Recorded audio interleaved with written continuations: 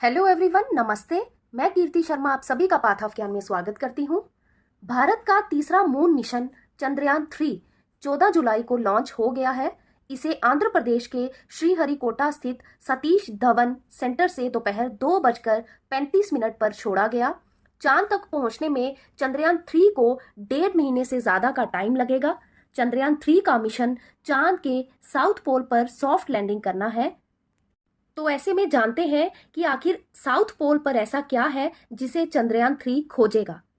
अगर आप चैनल पर नए हैं तो please like and subscribe my channel और वीडियो स्टार्ट करते हैं। चंद्रयान-2 की तरह ही चंद्रयान-3 का मकसद भी चांद के साउथ पोल पर सॉफ्ट लैंडिंग करना है। साउथ पोल वो जगह है जहां पर आज तक कोई भी नहीं पहुंच सका है। अगर चंद्रयान-3 का विक्रम लैंडर वहां सुरक्षित और सॉफ्ट लैंडिंग कर लेता है तो ऐसा करने वाला भारत दुनिया का पहला देश बन जाएगा। इतना ही नहीं, चांद की सरफेस पर लैंडर उतारने वाला चौथा देश भी बन जाएगा। चांद की सतह पर अब तक अमेरिका, रूस और चीन ही पहुंच सके हैं। 2008 में चंद्रयान के जरिए हम चांद पर पहुंचे जरूर थे, लेकिन वो एक मून इम्पैक्ट प्रोब था जिसमें हार्ड लैंडिंग की गई थी। और फिर उसके बाद सितंबर 2019 में इसरो ने चंद्रयान-2 को चांद के साउथ पोल पर उतारने की कोशिश की थी, लेकिन तब लैंडर की हार्ड लैंडिंग हो गई थी।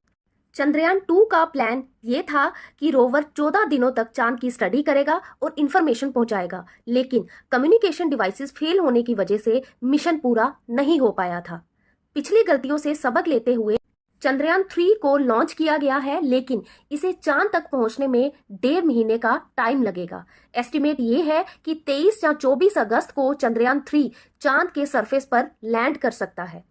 चंद्रयान भारत के स्पेस के लिए ही नहीं बल्कि भारत की इकोनॉमी के लिए भी इम्पोर्टेंट है। मून सिर्फ एक सैटेलाइट नहीं बल्कि एक जियोपॉलिटिकल माइलस्टोन है। दुनिया में सिर्फ 3 ऐसे देश हैं जिन्होंने चांद पर सॉफ्ट लैंडिंग की है, और वो है अमेरिका, रूस और चाइना।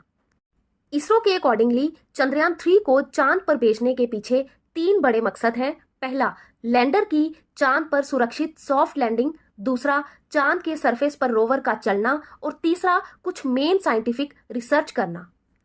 अगर इन तीनों कामों में चंद्रयान-3 सफल रहा तो बेशक भारत सफलता का नया इतिहास लिखेगा।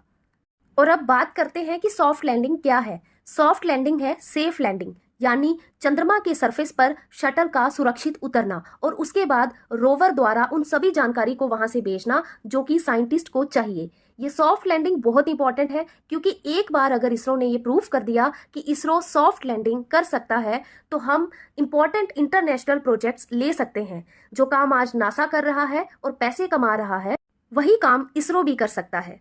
और अब इसके पूरे प्रोसेस को जानते हैं। 14 जुलाई 2023 को दोपहर 2:35 पर आंध्र प्रदेश के श्रीहरिकोटा में स्थित सतीश धवन स्पेस सेंटर से चंद्रयान-3 को लॉन्च किया गया।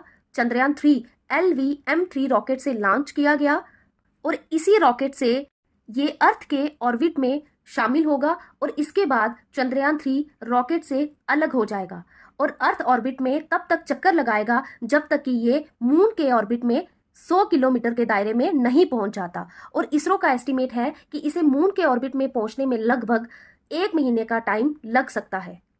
और फिर मून के ऑर्बिट में पहुंचने के बाद ये उसके चारों तरफ चक्कर लगाना स्टार्ट कर देगा और ऐसा करते हुए ये लैंडिंग साइट के पास पहुंच जाएगा और ये लैंडिंग साइट चंद्रयान-2 की लैंडिंग साइट से अलग होगी।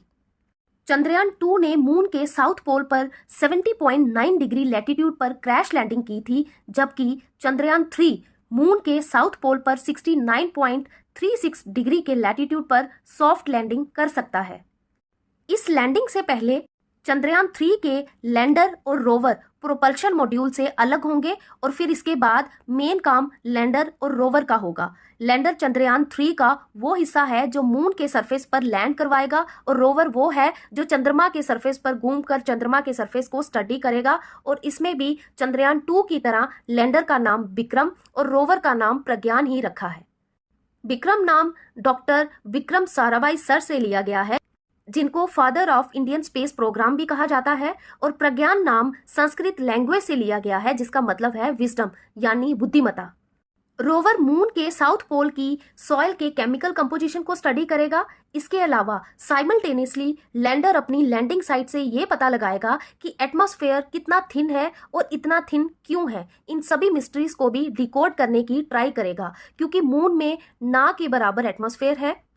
इसके अलावा अर्थ क्वेक मेजर करने के लिए भी सेटअप किया गया है। इन शॉर्ट, चंद्रयान 3 मून की कंपोजिशन के बारे में काफी डेटा कलेक्ट कर सकता है।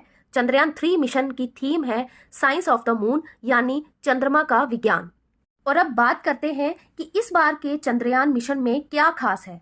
चंद्रयान 3 की खासियत ये है कि इसे पूरी तरह इसरो के साइंटिस्ट द्वारा देश में ही तैयार किया गया है, वो भी बहुत ही कम बजट में।